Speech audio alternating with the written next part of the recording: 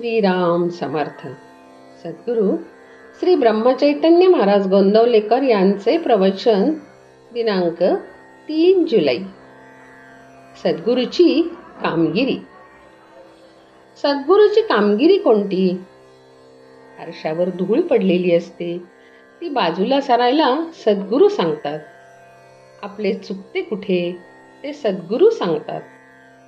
सद्गुरू आपल्याला मार्गाला लावतात.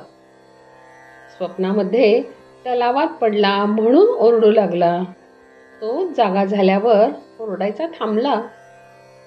सद्गुरू जागे करण्याचे काम करतात.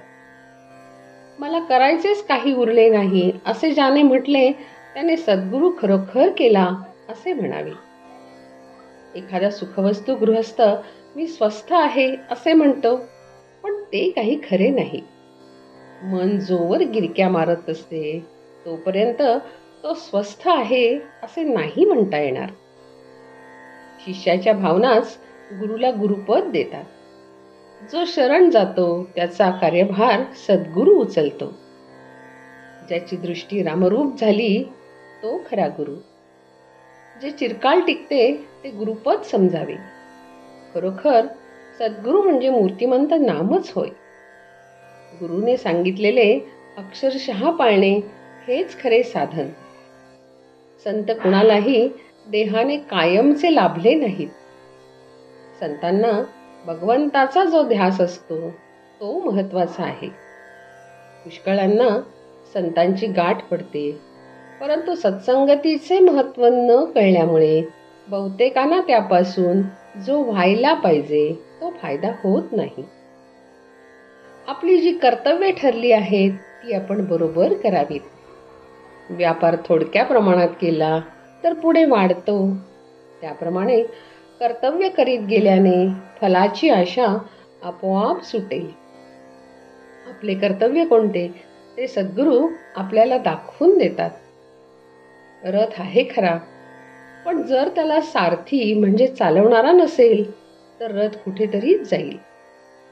केवळ गाडी माझी आहे म्हणून ती मालकाला चालविता येणार नाही. साधी बैलगाडी सुद्धा चालविता येणार नाही. आपला देह मनुष्य आपल्या मनाने चालवितो आणि खड्ड्यामध्ये पडतो.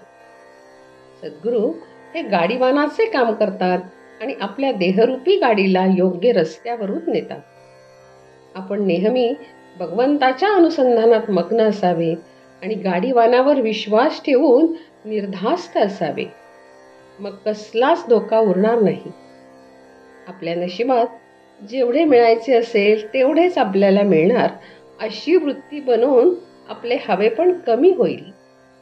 मनाची ही वृत्ती झाली की जे घडेल ते भगवंताच्या इच्छेनेच घडेल असे आपल्याला वाटू लागेल.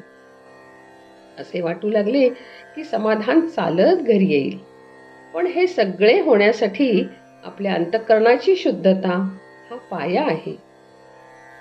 संत चरणी विश्वास त्याने भगवंत जोडला खास. जानकी जीवन स्मरण जय जय राम.